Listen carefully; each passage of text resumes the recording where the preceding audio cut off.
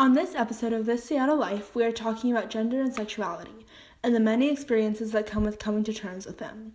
Questions we are answering today include, what is it like for you to work in a field that has historically oppressed you? What is it like to come out in a place and time that is extremely conservative? And finally, what is it like for a family to have a son come out? We hope you enjoy and stay tuned for the rest of the show.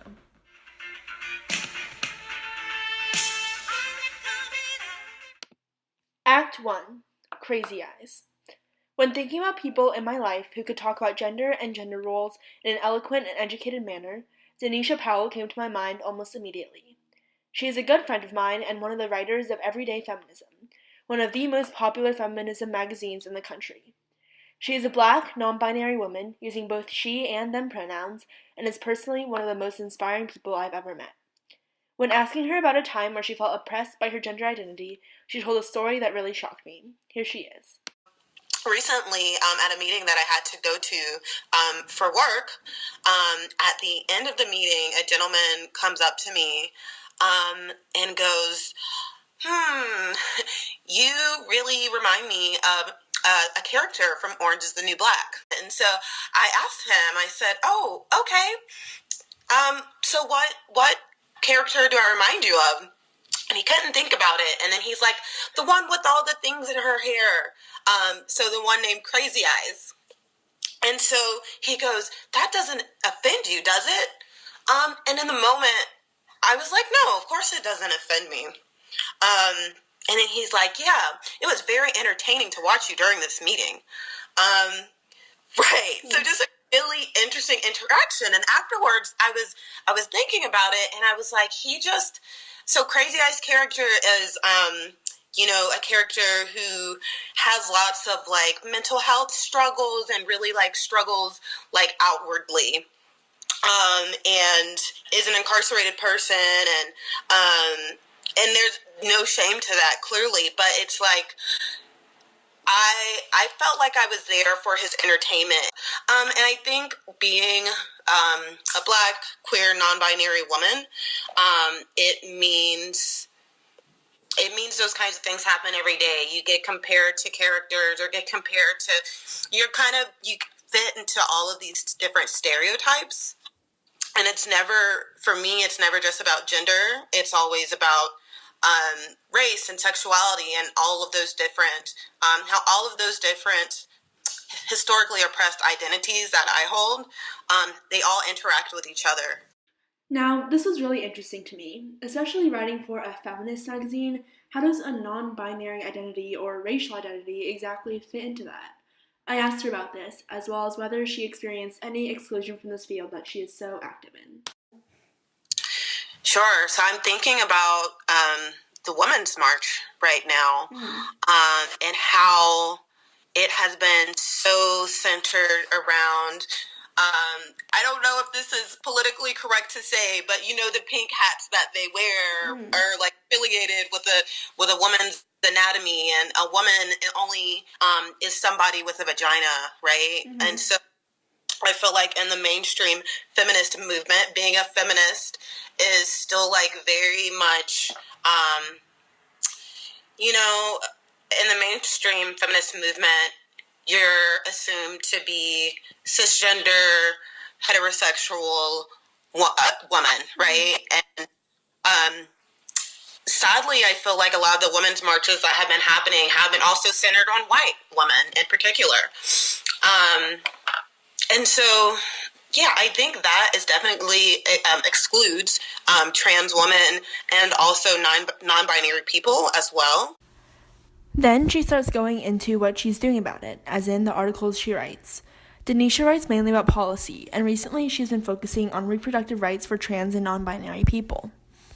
She then goes into talking about how conservative parties have been reacting to her writing. Conservatives really don't like it, and they troll on Everyday Feminism's social media platforms all the time. There's literally, I searched my name, and there's like a conservative blog that like picks apart one of my articles and saying, is this what you want America to become? This Black, queer, non-binary woman who, After talking to Denisha, I started to realize how invisible non-binary people are in the feminist movement.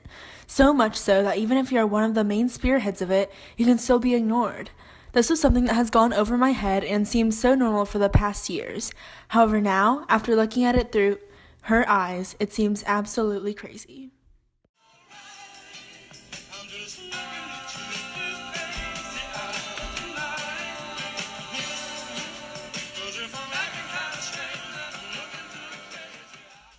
Act 2. Yard signs. As Denisha mentioned, all of the different parts of a person's identity impact their life in different ways. With outwardly obvious parts of your identity, such as your ethnicity, you experience their effects immediately. However, with others, you have some amount of control of when to expose that part of yourself with the world. Here's Maxine Jong with yard signs. In this act, Miss Kaskimaki, a teacher at Lakeside Middle School, talks about her experience of coming out and how her friends, family, and neighbors reacted to her decision to come out. I realized that I was gay my junior year of high school. So I was about 17 years old, and I realized I was gay because I had crushes on two of my female best friends. And at the time I had a boyfriend, and I thought that was kind of like normal to want to kiss your best friends, and then he suggested that maybe I was bisexual. When Miss Kaskimaki came out in the 1990s, being gay was not generally well received. Matthew Shepard, a student at the University of Wyoming, had been beaten and tortured. Shepard's sexual orientation is believed to have been the main cause for the attack. I had come out in 1997, late 1996 to some people, and then within a year of that, Matthew Shepard was brutally murdered in Wyoming. Matthew Shepard used to come down to Colorado for LGBTQ events and places where he could be out, and so that hit really close to home, and that was part of my mom's reaction as well, as she was like, why would you choose an identity where you could be attacked or where you might not be safe? And so that was part of me explaining to her that I didn't have a choice. Like, I didn't choose to be gay. This is just who I am. And it was hard because she encouraged me to just stay in my college town and to not tell our relatives and to not tell our neighbors and friends. Also, at the time period, being the mid-90s in a more conservative area, it was challenging because some of my friends from high school had a hard time with my sexuality. Coming out as gay almost felt like something where it wouldn't be approved of or encouraged. Ms. Kaskimaki's grandparents were one of the people who disapproved of her coming out, but they loved her nonetheless. I appreciate and understand like my grandparents' response, where they're very, very loving towards me. They didn't approve of my sexuality since they're very devout Catholics, and the Catholic faith is not accepting of LGBTQ people. But I would say that kind of the quote is that my grandparents, it's love the sinner, hate the sin, and that was more understandable to me. Not that it's great, but I could understand that they loved me so much, even though they didn't approve of my sexuality. Despite knowing the consequences that her coming out would cause, Ms. Kaskimaki understood the importance of being true to herself and the people around her. It was seen at the time, which under expectations that I should marry a guy and have 2 kids, and so it really felt like that was something that I had to wrestle with. But in order to be my authentic self, it was important that I came out, and I'm really, really glad that I did, and that was part of the reason why I moved to Seattle and became a teacher here, because I knew that I could be an out and open teacher of middle school students and that I wouldn't be fired for being a gay teacher. Colorado was a very conservative state, so a teacher could have been fired for being gay. Once Miss Kaskimaki moved to Seattle, she was able to experience much more acceptance with regards to her sexuality. My spouse and I, who live in North Seattle, have had very, very accepting neighbors. When there was the legislation for same-sex marriage equality, I wanted to put a sign in our yard in support of it, and we did so, but we were a bit nervous because we just recently moved into the neighborhood and we didn't know how our neighbors would react. And we were thrilled to find out that our neighbors kept coming to us asking us to get signs for them so they could put signs in their neighborhood, in front of their houses. And so eventually, like, everybody on our block had signs in support of same-sex marriage, and it just meant so much to us. Miss Kaskimaki came out in a time and place that was not very understanding of the LGBTQ+ community. She faced negative feelings from her close relatives, but her family eventually came to accept her and her identity.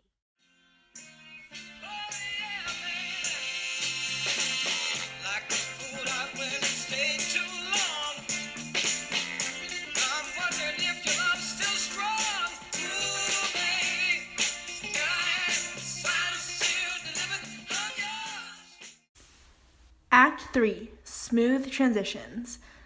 In this act, we explore the other side of coming out, the family. So often we hear about a family's response to an event like this, but we thought now we would hear it from their side of the story firsthand. Here's Flynn Resnick with Smooth Transitions.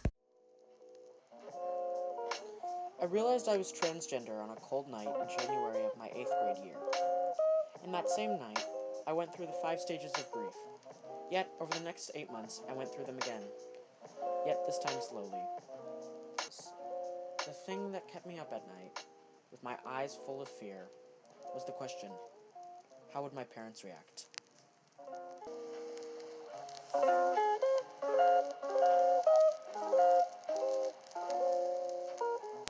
My mom, though it is slightly embarrassing to say, is one of my best friends. I tell her everything that goes on throughout my life that I find to be the least bit important.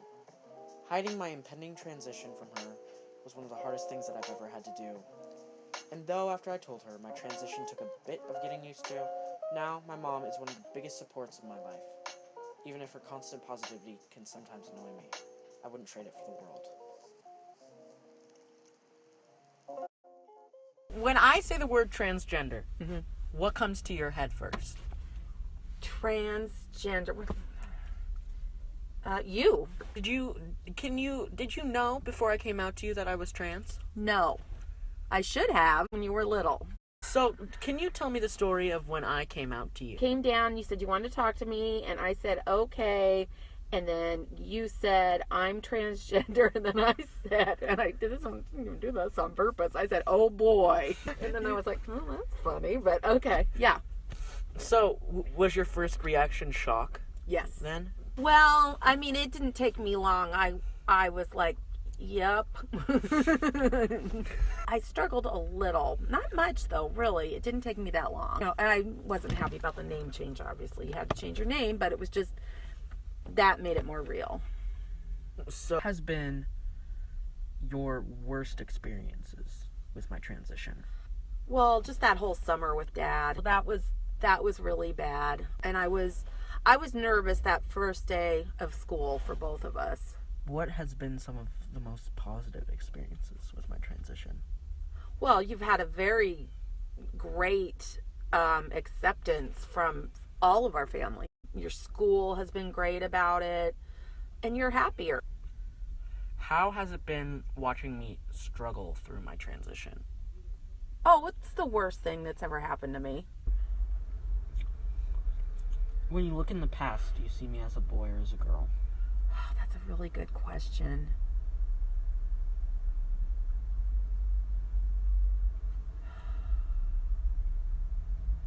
The thing about you that is different than the thing about Clara in the past, I always specifically thought of Clara as a girl.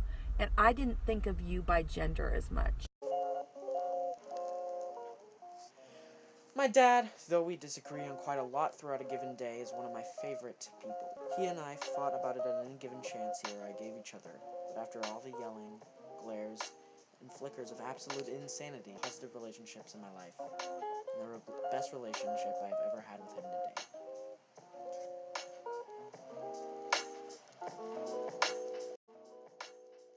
When I say the word transgender, what comes to your head first?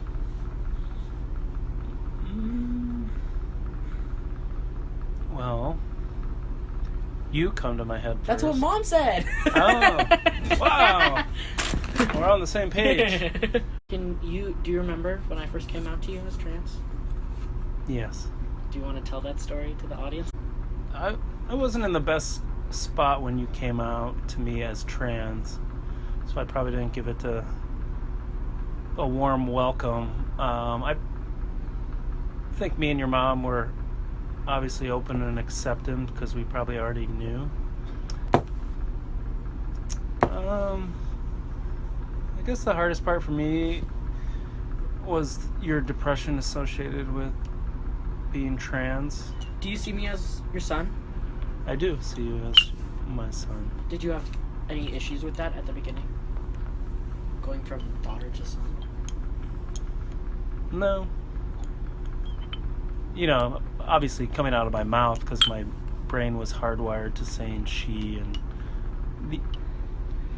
no, looking back on it, it's easy to say like, oh, I should have known. But I think as parents we give the benefit of the doubt to our kids, and we see our kid. I wasn't at peace at you making decisions on your own at a 15-year-old, which the way you were describing your decisions. And I asked you to show me some maturity, and I'm assuming like most, but I don't think I was never opposed of it. I was opposed of you as a young teenager making an adult life-changing decision. And it wouldn't have mattered if you were transgender or making a decision on plastic surgery, whatever other life choices. If you wanted to get married at 15, we'd probably have a worse talk than if you wanted to get surgery. But it goes along the same lines as I just thought you were immature in life. If there's one thing that I realized by the end of these interviews, it's that during my transition, I wasn't the only one who was going through changes. All three of us had to transition into what would be our authentic selves.